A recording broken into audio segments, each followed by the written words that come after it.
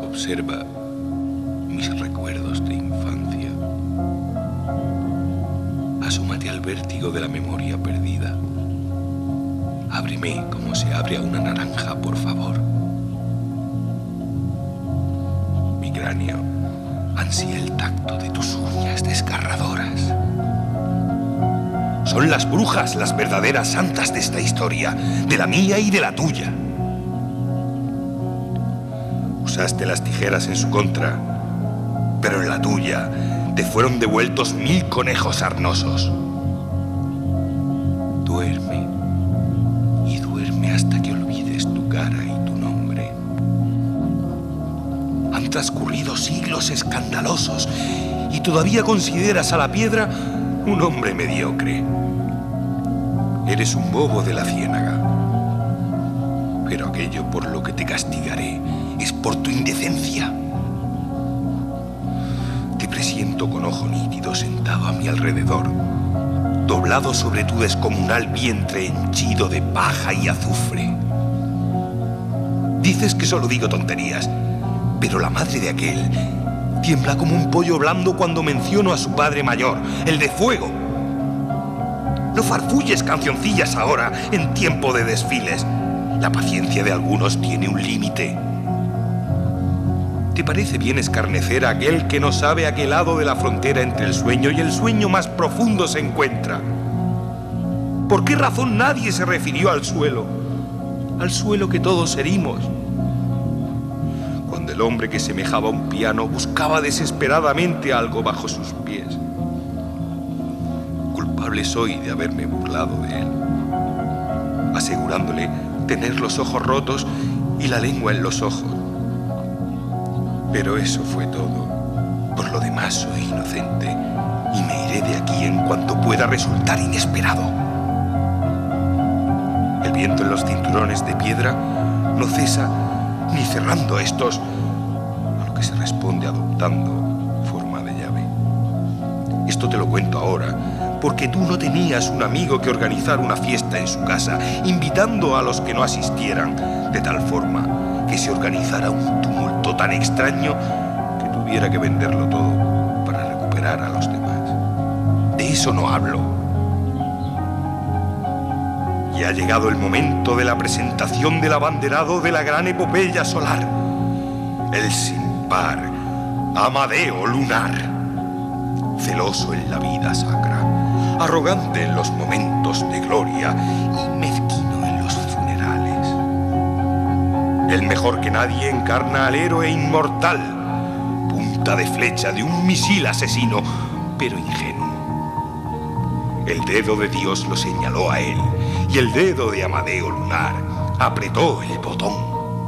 Solo un santo hubiera podido dotar de tanta dignidad al acto de la destrucción suprema.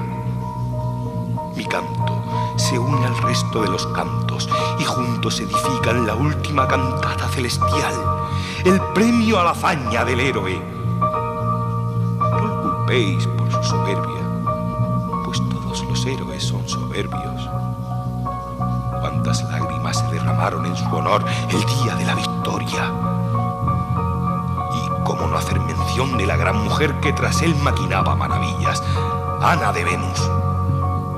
Soñamos muchas veces con arrojar debajo las ruedas de un tren en marcha, pero la fatalidad habría de colocar en el momento justo un inoportuno poste de telégrafos que te arrancaría la cabeza, sumergiéndotela en un mullido carro de heno. Viste una boda de reyes reflejada en tu butaca de charol. Y ahora vienes y me acusas. No, Ana, no. El poste no lo puse yo. Y el carro de heno tampoco. La piedra vuelve y mátala por piedad, por piedad. Que aprenda así lo que es el tedio. Ana de Venus se reía de todo. Su coquetería detuvo el mundo en 5 ocasiones. Y la guadaña vino a recordarle que no es cívico desafiar las leyes escritas. Su gato querido le come ahora el hígado con audacia desde el interior de su jaula loca. Los animales nada saben de la indecencia. Y por eso os castigaré con dureza.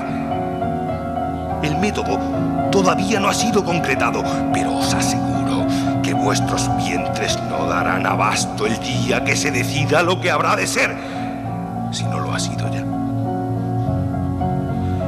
Amadeo Lunar tuvo 3 hijos de la mano de Ana de Venus, a cual más imbécil. El mayor, de nombre Turco, desarrolló su mente en un jardín de especias a orilla del mar de la Serenidad. Sus aptitudes mermaban esperanzadoramente cuando sus 2 hermanos reclamaron su regreso al hogar paterno. Ante la proclamación de un nuevo regente, cabía esperar la aparición de disidentes. La rebelión se personificó en el hijo mediano, el más corpulento de boca. En medio de todo aquel barullo, y para complicar aún más las cosas, hizo hilarante aparición un heredero fraudulento acompañado de un séquito mordaz.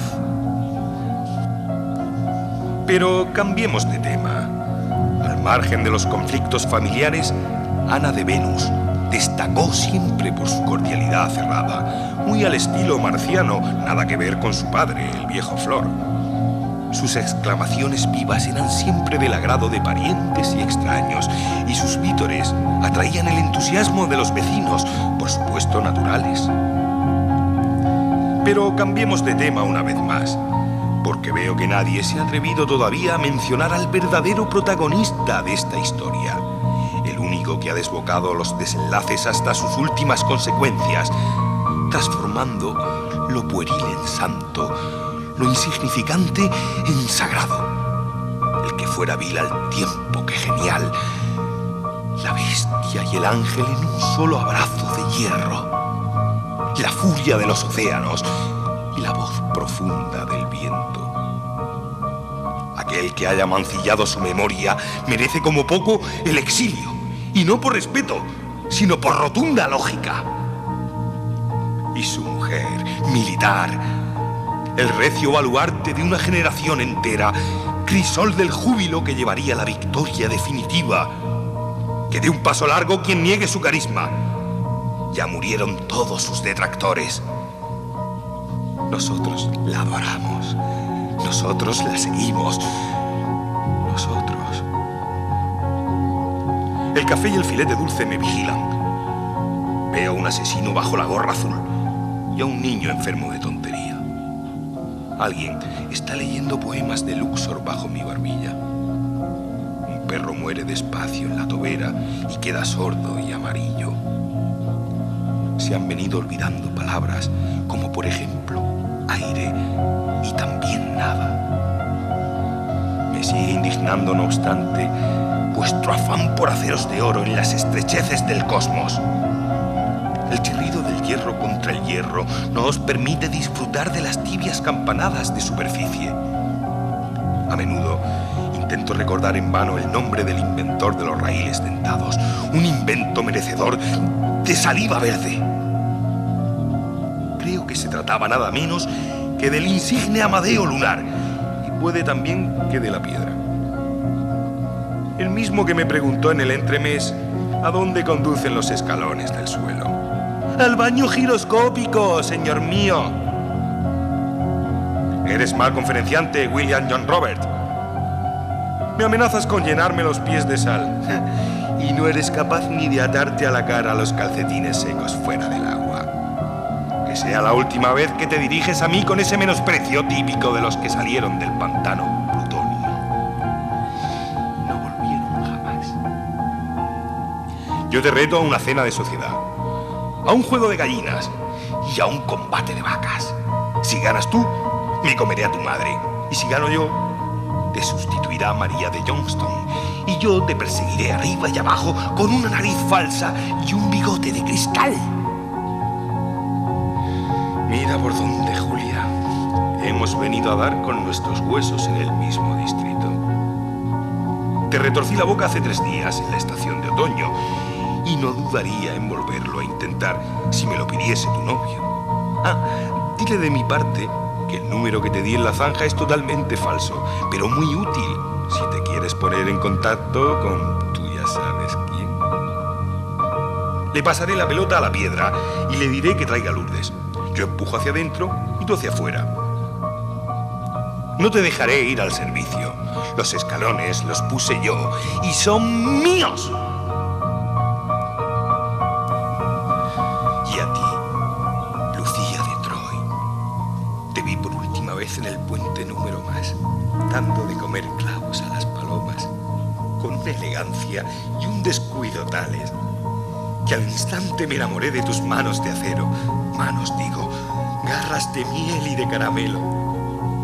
Jamás había despertado el metal en mí semejante éxtasis espiritual, tan próximo a la locura.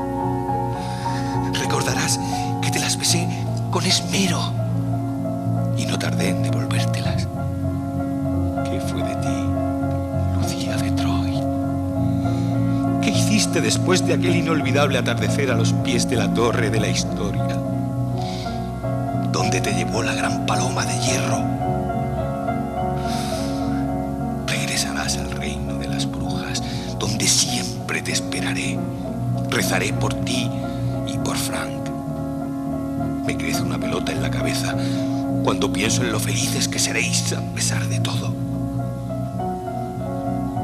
Os regalaré una montaña de cosas mortíferas y seré vuestro defensor en el país de las brujas.